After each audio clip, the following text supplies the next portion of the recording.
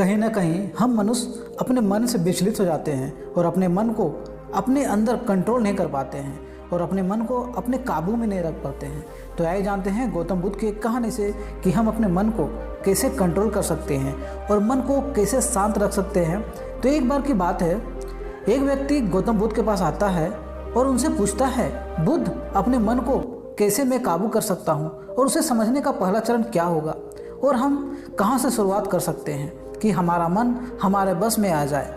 बुद्ध मुस्कुराते हुए उसका उत्तर देता है कि अपने मन को समझने का पहला चरण है दिए गए लालचों की व्यर्थता को देख लेना।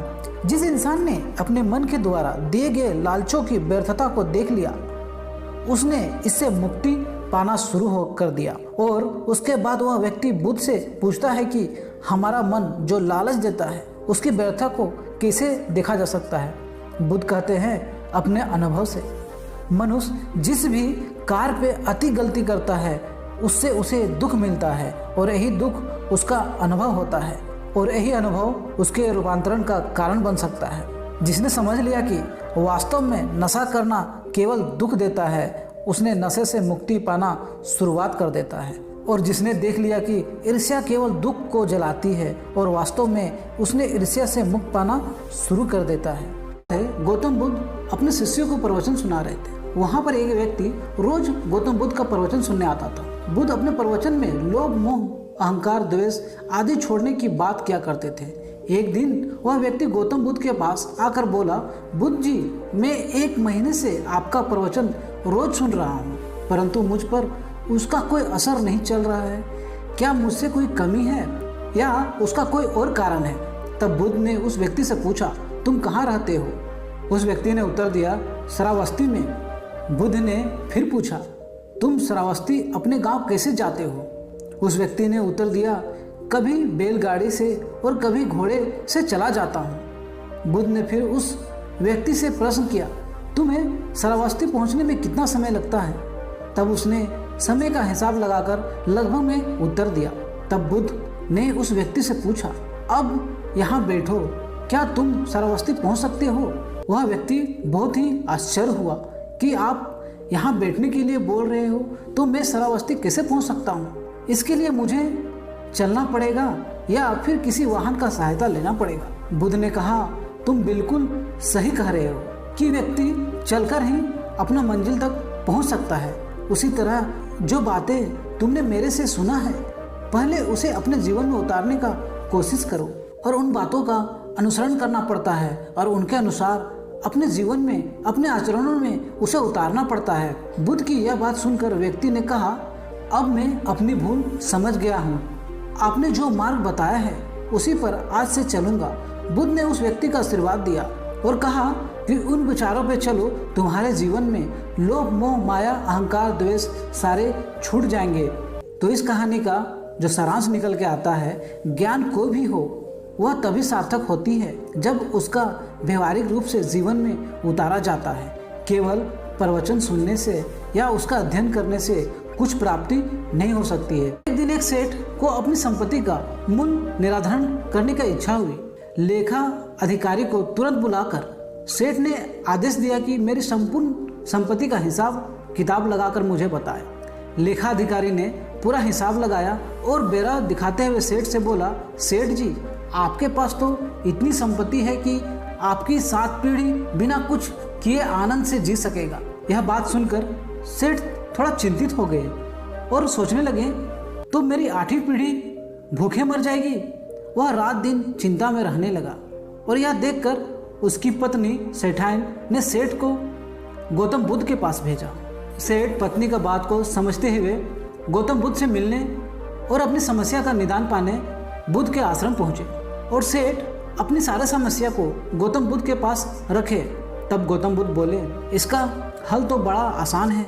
यहाँ बस्ती के अंतिम छोर पर एक बूढ़ी रहती है जो एकदम कंगाल है। उसे मात्र आधा किलो आटा दान दे दो। यदि वह दान स्वीकार कर लेगी तो तुम्हारी मनोकामना पूर्ण हो जाएगी। सेठ यह बात सुनकर उसको बहुत बड़ा आसान लगा। सेठ ने गौतम बुद्ध का बात सुनकर उसी तरह किया। बुढ़िया के घर पहुंचकर आधा किलो आटा ले गया और बुढ़िया की झोपड़ी पर पहुंचकर बोला, माता जी, मैं आपके लिए आटा लाया हूँ, इसे स्वीकार कीजिए। तब बुढ़िया ने बोला, आज खाने के लिए जरूरी आटा पहले से ही मेरे पास है। बेटा, कल की चिंता मैं आज क्यों करूँ? जैसा कल के लिए हमेशा प्रबंध होता आया है, वैसा ही कल भी प्रबंध हो जाएगा। यह कहते हुए बूढ़ी ने आटा लेने से साफ इनकार कर दिया। यह बात सुनकर सेठ बड़ा चिंता में पड़ गया। सेठ वापस गौतम बुद्ध के पास पहुंचे तो गौतम बुद्ध ने सेठ को समझाया, गरीब बुढ़िया कल की भोजन की चिंता नहीं कर रही है और तेरे पास तो अथाह धन सामग्री होते हुए भी तुम 8वीं पीढ़ी की चिंता में डूबे हुए हो। तेरी चिंता का कारण अभाव नहीं, तृष्णा है। यह तृष्णा का कोई अंत नहीं है। संतोष में ही शांति एवं सुख निहित है। अब सेठ की आंखें खुल चुकी थी। अपने मन को कैसे बस में कर सकते हैं। एक बार महात्मा बुद्ध किसी नगर से गुजर रहे थे। बुद्ध की नज़र एक कपड़े के व्यापारी पर पड़ी जो दुखी और हताश दिखाई दे रहा था। बुद्ध चलकर उनके पास गए और कपड़े वाले व्यापारी से पूछे। गौतम बुद्ध पूछे कि तुम इतना उदास क्यों हो? अगर तुम मुझे अपनी चिंता का विषय बताओ तो मैं तुम्हारा कुछ मदद कर सकता हूँ। कपड़े के व्यापारी ने बुद्ध को प्रणाम किया और उनको अंदर बुलाया। उस व्यापारी ने कहा, जब से मेरी पत्नी की मृत्यु हुई है तब से मेरे घर पर मेरे छोटे बेटे की देखभाल वाला कोई नहीं है, इसलिए मैं हमेशा उसको अपने दुकान में लेकर आ जाता हूँ। मेरे दुकान में आने वाले हर ग्राहक की पगड़ी को उछालकर मेरा बेटा फेंक देता है। कभी कभी उनका झोला भी उठाकर बाहर फेंक देता है। मैंने इसको बहुत समझाया, डांटा, लेकिन इसके समझ में कुछ आता ही नहीं है। बच्चे की इस हरकत की वजह से मेरे सारे ग्राहक खुद को अपमानित मानकर वापस चले जाते हैं। बुद्ध बोले, मैं तुम्हारी सहायता कर सकता हूँ, पर तुम मुझे एक वचन दो।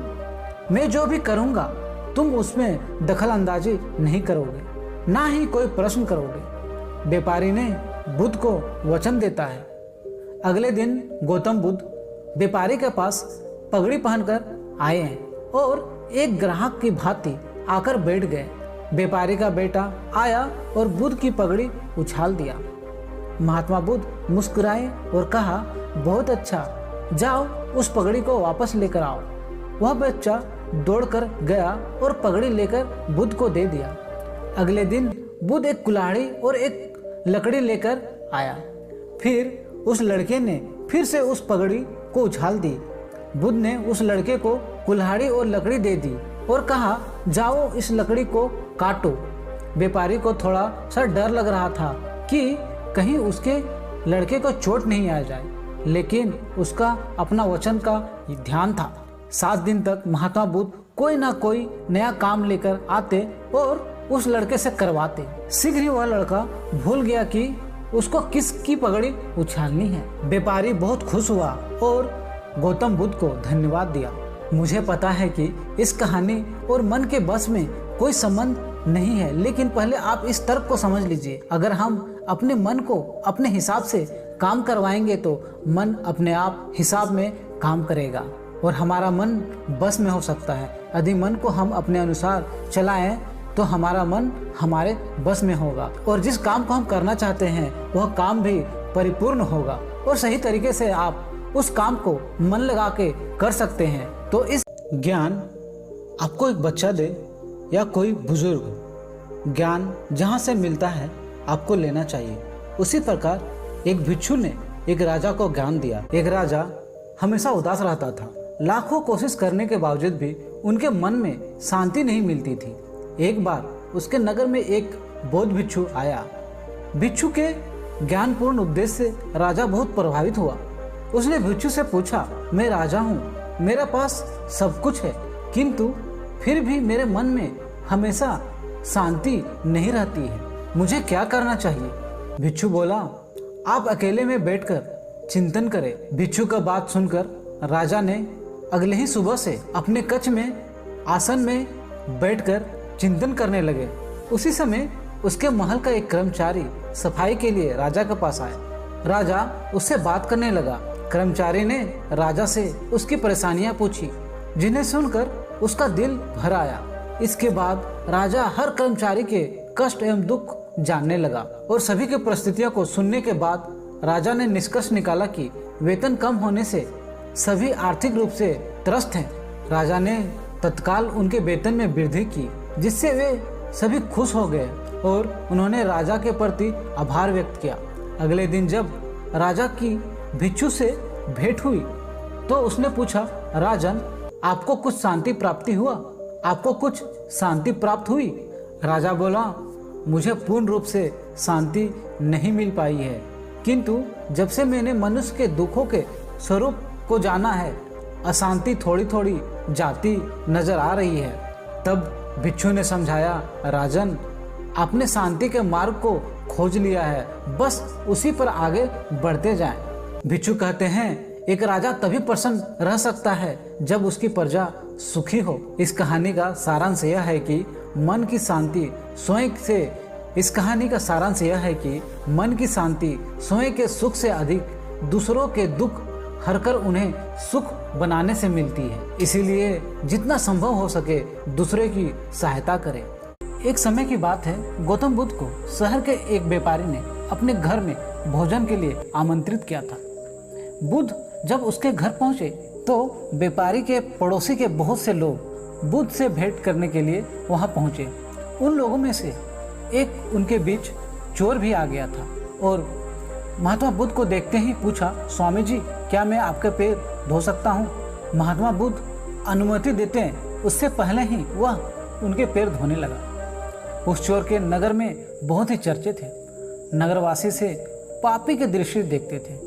जब वह चोर महात्मा बुद्ध के चरण धो रहा था तो आसपास के लोग के मन में विचार उत्पन्न हो रही थी कि महात्मा बुद्ध अब इसे तुरंत दूर हटा देंगे, लेकिन ऐसा नहीं हुआ। वह चोर महात्मा बुद्ध के पैर धोकर वहां से चुपचाप चला गया। तभी एक व्यापारी ने महात्मा बुद्ध से पूछा, स्वामी जी, आप जानते हैं कि वह व्यक्ति कौन था?